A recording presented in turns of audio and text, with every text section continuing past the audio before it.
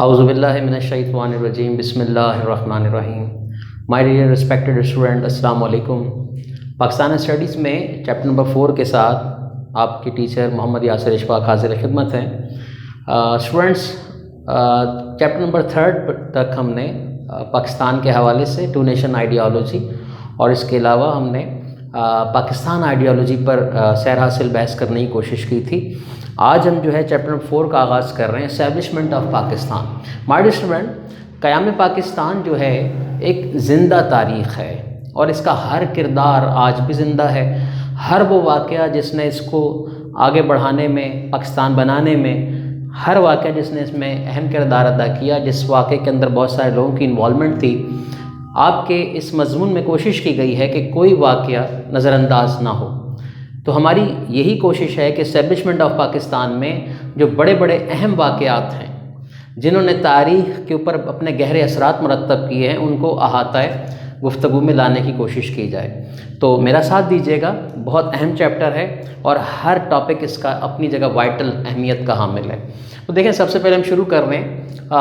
1905 میں ایک بڑا اہم واقعہ پیش آتا ہے اور وہ ہے تقسیم بنگال، یعنی partition of Bengal. My dear student, تقسیم بنگال کی ضرورت کیوں پیش آئی؟ یہ 1905 میں 16 اکتوبر کے دن یہ اہم ترین ایونٹ جو ہے وہ تاریخ کا حصہ بنتا ہے. وجہ یہ تھی کہ ہندوستان کا صوبہ بنگال جو تھا یہ بہت بڑا صوبہ تھا. میں آپ کو کازز بتانے چاہ رہا ہوں کہ کیا وجوہات تھیں. دیکھیں، یہ صوبہ کیا تھا؟ ایک چھوٹا سا ملک تھا. اس کی پاپولیشن کا اندازہ آپ اس پاس سے لگائیے کہ تقریباً 8.5 کروڑ یا 9.25 کروڑ، اور بعض کتابوں میں 87 ملینز اس کی جو ہے آبادی بتائی جاتی ہے، جو کہ ایک ملک کی ہو سکتی ہے. تو اتنی بڑی آبادی کو جو ہے کیٹر کرنا، سنبھالنا یا ٹیکل کرنا ایک بہت مشکل امر تھا برٹش گورنمنٹ کے لیے. اور پھر ایسا علاقہ جہاں پر مختلف الخیال، یعنی ڈفرینس آف اوپینین کے لوگ کیا ہوں، آباد ہوں.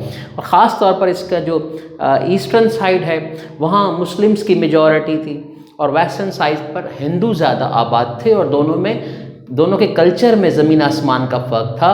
اور انہی ڈفرینسز کی وجہ سے بعض اوقات ان کے درمیان بڑے مسائل پیدا ہو جاتے تھے. ایون لا اینڈ آرڈر کی سچویشن پیدا ہو جاتی تھی. لہٰذا کنٹرولنگ کرنے والا جو برٹش گورنمنٹ تھے ان کے لیے ممکن نہیں تھا کہ فوراً ریئیکٹ کرتے ہوئے یا اس کو کیٹر کرنے کے لیے ان جگہوں پہ پہنچا جا سکے. اور پھر بنگال ایک ایسی جگہ ہے جہاں پر اس زمانے میں بہت زیادہ ندیاں اور دریا بھی بہتے تھے اور بعض جنگل بھی رستے میں پڑتے تھے، سلش ہو جاتا تھا.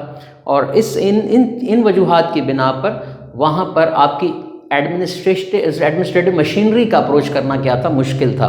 لہٰذا فائنلی یہی طے پایا کہ کیوں نہ اس کو 2 براڈ حصوں میں کیا کر دیا جائے، بانٹ دیا جائے. سو اٹ واز ڈیوائیڈڈ آن 16 اکتوبر 1905. اور اس زمانے کا جو لارڈ تھا انڈیا میں برطانوی گورنمنٹ کی طرف سے، وہ لارڈ کرزن تھا. So it was divided in eastern Bengal and western Bengal, یعنی اس کو مشرقی بنگال اور مغربی بنگال میں تقسیم کر دیا گیا. تو یاد رہے، ایسٹ بنگال جو تھا اس میں مسلمانوں کی کیا تھی؟ اکثریت تھی. Muslims was in majority. اور وہاں کا جو ایک علاقہ تھا ڈھاکہ، یعنی اس زمانے میں ایک شہر تھا، تو اس کو یہاں کا جو ہے کیپٹل قرار دیا گیا. جبکہ ویسٹرن بنگال جو ہے اس میں ہندوز کی میجورٹی زیادہ تھی. کلکتہ جو تھا اس کو وہاں کا ہیڈ کوارٹر قرار دیا گیا یا کیپٹل قرار دیا گیا. اور اس تقسیم پر میں نے یہاں پہ ایموجیز بنا کر دکھانے کی کوشش کی. Muslims were very happy on this division of Bengal. مسلمان جو ہے بڑے خوش تھے. وجہ یہ تھی کہ وہ آسانی محسوس کر رہے تھے، زندگی کے سانسیں ان کے لیے آسان ہو گئی تھی کہ چلیں ہمیں کم از کم اپنے بزنس کرنے میں، ٹریڈ کرنے میں آسانی ہوگی. ایجوکیشن کے حوالے سے تھوڑا سا ریلیکسیشن مل جائے گا، پراپرٹی کو ہولڈ کرنے میں ریلیکس ہو جائیں گے، اور یہ آئے دن کی جو پریشانیاں ہیں ان کی تعداد یا اس میں کمی واقع ہو جائے گی. لیکن ہندوز جو تھے وہ اس چیز کے برخلاف تھے، چونکہ اس تقسیم کی وجہ سے وہ مسلمانوں کو خوش نہیں دیکھنا چاہتے تھے. اور مسلمان ظاہر ہے آزاد ہو جائیں گے، ریلیکس ہو جائیں گے، تو وہ اکنامک صورتحال میں بہتری لا سکتے ہیں، جو کہ ہندوز کے لیے ناقابل برداشت تھی. تو یہاں پر ہمیں نظر آتا ہے کہ ہندوانہ جو سوچ تھی وہ بڑی بیکورڈ بھی تھی اور نیرو مائنڈنس کا بھی ہندوز نے مشاہدہ کیا. لہٰذا ایک عام سی بات جیسچر جو تخلیق ہوا وہ یہ تھا کہ Hindus were not happy on this division of Bengal but Muslims on the other hand they were very happy. Okay, تو یہ اس میں جو اہم چیز سوال بن کر آتی ہے وہ اس کے کیا ہیں, کازز ہیں. اب کچھ عرصہ گزرتا ہے اور 1911 تک کا ٹائم آ جاتا ہے. تو 1911 میں ایک بڑا واقعہ یہ پیش آتا ہے, the partition of Bengal was annulled. Annulled معنی منسوخی ہو گئی, تنسیخ ہو گئی. کیا وجہ تھی؟ ہندوؤں نے اس تمام عرصے کے دوران برٹش گورنمنٹ کو اتنا پریشان کر دیا تھا, اور وجہ وہی تھی کہ مسلمانوں کو آپ نے ایک الگ حصہ کیوں دیا ہے. مسلمان آزادانہ نماز ادا کرتے تھے, اپنی رسومات مذہبی کو ادا کرتے تھے جو ان کے لیے ناقابل پسند بھی تھا, ناقابل برداشت بھی تھا. اور جب وہاں پر چارلس نے آنا تھا, وہاں پر ہمارے جو ایک برٹش گورنمنٹ کے ایک نمائندے تھے جارج دوم نے جب وہاں وزٹ کرنا تھا تو اس بات کے امکانات تھے کہ یہ لوگ انارکی پیدا کریں گے اور حالات خراب کرنے کی کوشش کریں گے. یہ پہلے ہی ایک سینیریو کریٹ کر دیا گیا تھا. لہٰذا ان تمام چیزوں سے بچنے کے لیے برٹش گورنمنٹ نے تو تھا یہ فیصلہ کیا کہ اس تنسیخ کو ختم کرنا ہے اور منسوخی کی طرف جانا ہے. سو اٹ واز اینولڈ ان 1911. یعنی ہوا کیا کہ ان دونوں حصوں کو جو علیحدہ ہو گئے تھے پھر آپس میں مرج کر دیا گیا. تو یہ بات بہرحال مسلمانوں کے لیے پریشان کن تھی. تو یہ تھا آپ کا تقسیم بنگال کا ایشو. ہر ٹاپک جو ہے بڑا اہم ہے اپنے تاریخی حوالے سے نا. اب آ جائیے, مسلمان جو تھے ان کی کوئی سیاسی وابستگی نہیں تھی, مسلمانوں کی کوئی سیاسی پہچان نہیں تھی, کیونکہ جب تک آپ پولیٹیکل فیلڈ میں نہیں اترتے, گراؤنڈ میں نہیں حاضر ہوتے, اس وقت تک آپ ڈائلاگ نہیں کر سکتے, آپ کی کوئی آئیڈینٹیفیکیشن نہیں ہوتی, لہذا آپ پیچھے چلے جاتے ہیں. اور اس کے پیچھے ظاہرہ یہ بات تھی کہ مسلمان جو تھے وہ سر سید کے اسکول آف تھاٹ پہ چل رہے تھے, اور سر سید اس بات کے قائل تھے کہ مسلمانوں کو اگر سروائیو کرنا ہے تو سیاست سے دور ہو جائیں, ایجوکیشن سے قریب ہو جائیں. لیکن 1998 میں آپ کا انتقال ہو جاتا ہے. اس کے بعد بھی مسلمان پریشانی دیکھتے ہیں اور انہیں یہ اندازہ ہوتا ہے کہ جب تک ہماری ایک سیاسی پلیٹ فارم کریٹ نہیں ہوتا, ہم ہندوستان کی تاریخ اور سیاست میں کوئی کردار ادا نہیں کرتے, ہم کچھ نہیں کر پائیں گے. سو اسی چیز نے ان کو پرووک کیا and they establish the first political platform in India by the Muslims with the formation of all India Muslim League in 1906 at Dhaka. Year بھی یاد رکھنا ہے, شہر بھی یاد رکھنا ہے, اور شارٹ میں اس کو آپ AIML یا آل انڈیا مسلم لیگ کہہ سکتے ہیں. مسلم لیگ کی 1906 میں قیام سے لے کر آج تک مسلم لیگ جو ہے وہ ملک کے مختلف حوالوں سے خدمات سر انجام دے رہی ہے. ہمارا اختلاف اپنی جگہ پر ہے لیکن نام وہی چل رہا ہے. آل انڈیا مسلم لیگ کیوں کہتے ہیں؟ چونکہ انڈیا اس وقت جو تھا وہ ایک یونٹ تھا اور اس میں مسلمان اور ہندو مل کے رہتے تھے. آج یہ مسلم لیگ رہ چکی ہے, صرف اس کے مختلف کیا ہیں حصے بن چکے ہیں. اس کے بعد دیکھیے گا یہ تاریخی حوالے سے اٹ واز فاؤنڈیڈ آن 30 دسمبر 1906. یعنی 1906 کے بالکل لاسٹ میں جا کے دسمبر 30 کو اس کا قیام عمل میں آیا, اور اس کے پہلے صدر قرار دیے گئے سر آغا خان. یہ بات بھی ذہن میں رکھیے گا. He was the first president of all India Muslim League and the general secretary was Syed Ali Hasan Bilgrami. یہ تام تاریخ میں آتا ہے. اور اس کا پہلا اجلاس جو تھا سالانہ وہ 1907 میں کراچی میں ہی ہوا. تو یہاں پر تھوڑی سی کنفیوژن ہو جاتی ہے. اسٹوڈنٹ لکھتا ہے فرسٹ اینول سیشن, ظاہر ہے جہاں بنی ہے وہیں ہوا ہوگا, لیکن آپ غور کریں یہاں 30 دسمبر سال ختم ہو جاتا ہے تو یہ 1907 ہو گیا, لیکن ڈھاکہ میں نہیں کیا, حالات کافی سینسیٹیو تھے. تو it was held in Karachi. The first annual session of AIML was held in Karachi. اب دیکھ لیتے ہیں اس کے آبجیکٹیوس جو کہ ایگزام میں پوچھے جاتے ہیں کہ اس کو قائم کرنے کی ضرورت کیوں پیش آئی.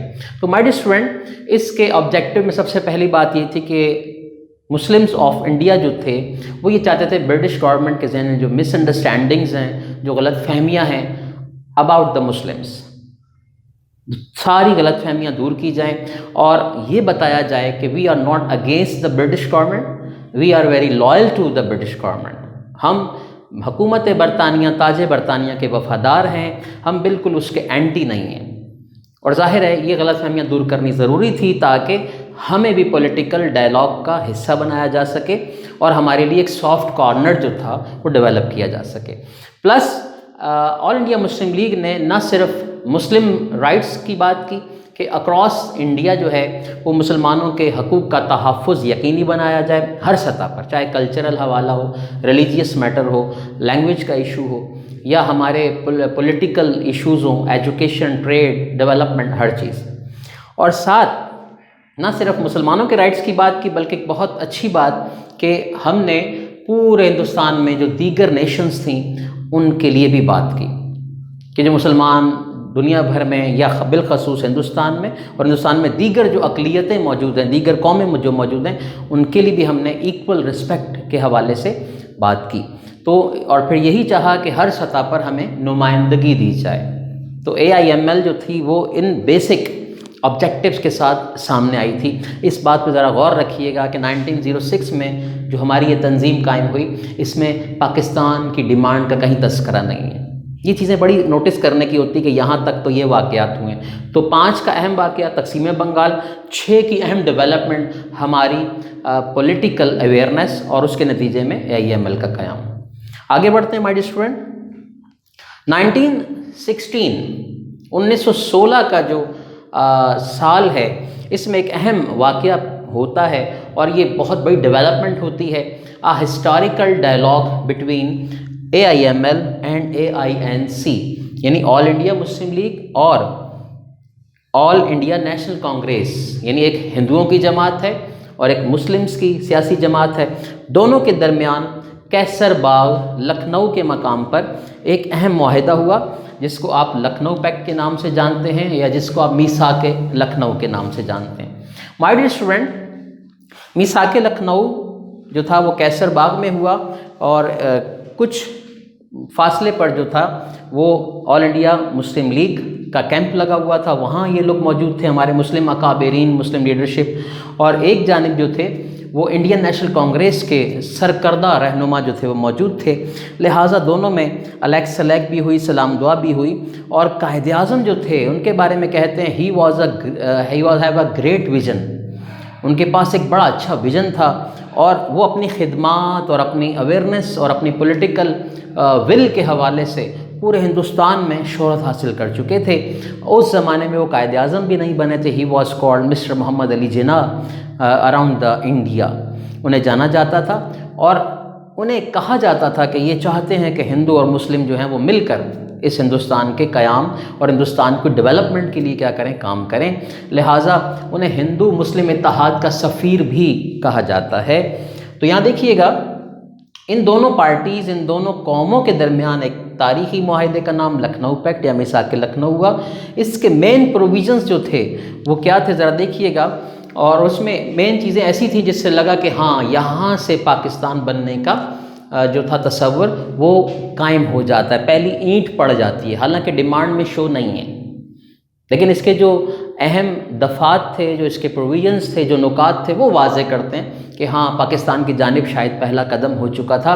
اس میں جو چند نکات ہیں اس میں سب سے اہم چیز تھی سیپریٹ الیکٹوریٹ، یعنی جدا گانہ انتخاب۔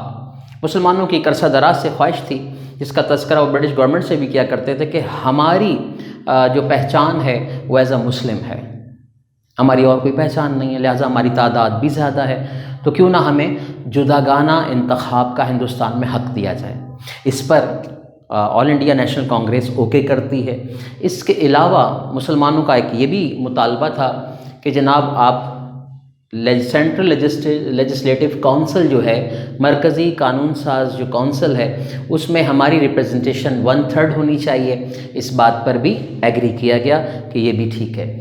سسٹم آف ویٹیج کا ایک پوائنٹ یہاں ملتا ہے۔ سسٹم آف ویٹیج ہے توازن نمائندگی کا ایک اصول تھا، اور اس کا مطلب یہ تھا کہ جن علاقوں میں مسلمان میجورٹی میں ہیں وہاں پر مسلمانوں کی سیٹس کو کم ریکارڈ کیا جائے گا، کم سیٹس مانی جائیں گی، اور جہاں مسلمان کم ہیں وہاں کی سیٹس جو ہیں وہ زیادہ تصور کی جائیں گی یا مانی جائیں گی۔ یہ ایک تھوڑا سا کنفیوز کر دینے والا پوائنٹ تھا، اور اس پر کچھ اعتراضات بھی تھے مسلم اکابرین کو، لیکن قائد اعظم نے انہیں سمجھانے کی کوشش کی اور کامیاب بھی ہوئے کہ دیکھیں اگر وہ یہ کہہ رہے ہیں کہ مسلمان زیادہ ہیں تو سیٹس کم، اور مسلمان کم ہیں تو سیٹس زیادہ، تو انہوں نے کہا کہ دیکھیں ہندو تو ہیں ہی زیادہ، دوسری جانب اس کا یہ بھی مطلب تھا کہ ہندو جہاں زیادہ ہیں وہاں ان کی سیٹس کیا ہوں گی؟ کم ہوں گی، اور جہاں ہندو کم ہیں وہاں کی سیٹ زیادہ، تو یہ مل ملا کر دونوں چیزیں جو ہیں آگے جا کر مسلمانوں کے فیور میں آ جاتی ہیں۔ تصور دوبارہ سنیے گا، جہاں ہندو کم وہاں کی سیٹ زیادہ، اور جہاں مسلمان جو تھے زیادہ وہاں کی سیٹ کم۔ دوسری جانب جہاں ہندو کم ہیں، جہاں ہندو زیادہ ہیں وہاں کی سیٹیں کم رکھی جائیں گی، اور ہندو تو ہے ہی زیادہ، ہندو تو تھے ہی زیادہ، لہٰذا اگر سیٹیں کم ہو رہی ہیں تو یہ فیور ہے مسلمانوں کی۔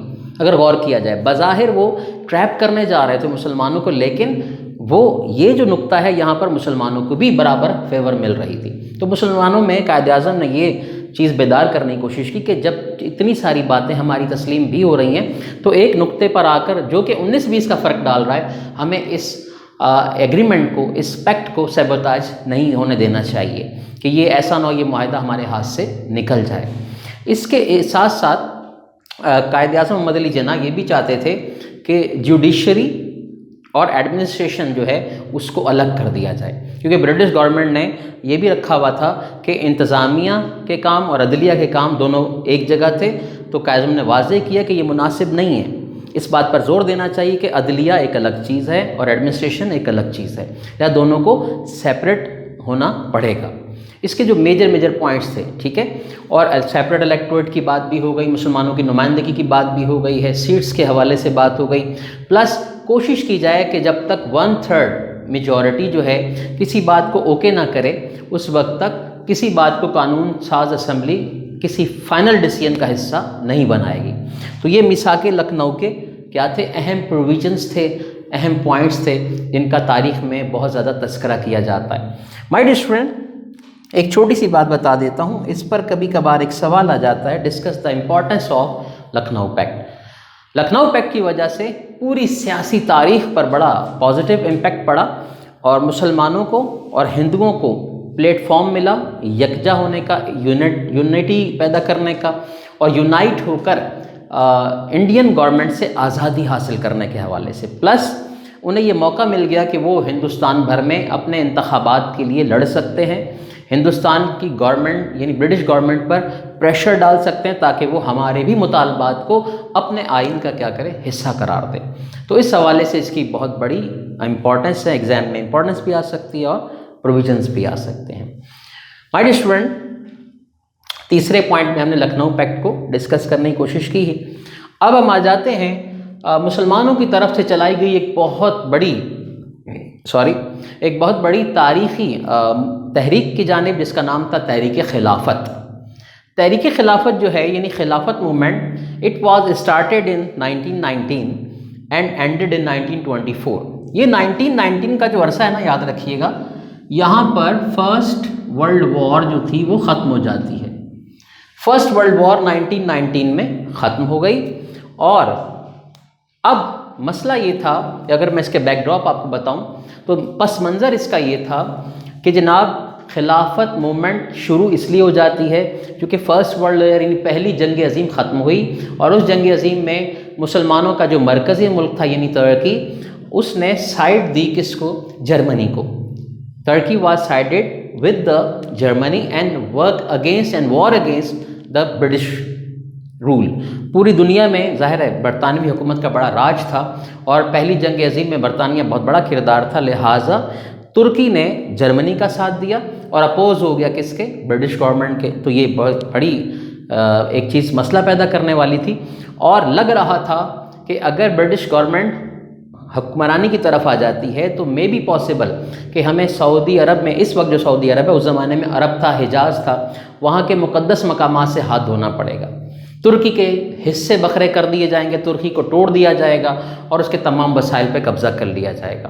تو اس چیز کو محسوس کرتے ہوئے، چونکہ ترکی عالم اسلام کا مرکز تھا، مسلمانان ہند جو تھے وہ پریشان تھے، سو دے ور اویک اینڈ اسٹیبلش خلافت موومنٹ۔ اور اس میں بہت بڑا جو نام آ جاتا ہے مائی ڈیئر اسٹوڈنٹ وہ ہوتا ہے علی برادرانس کا، یعنی علی برادر سے مراد مولانا شوکت علی اور مولانا محمد علی جوہر کا نام جو ہے قابل ذکر ہے۔ ان دونوں بھائیوں نے اس تحریک کو قائم کرنے میں بڑا اہم کردار ادا کیا۔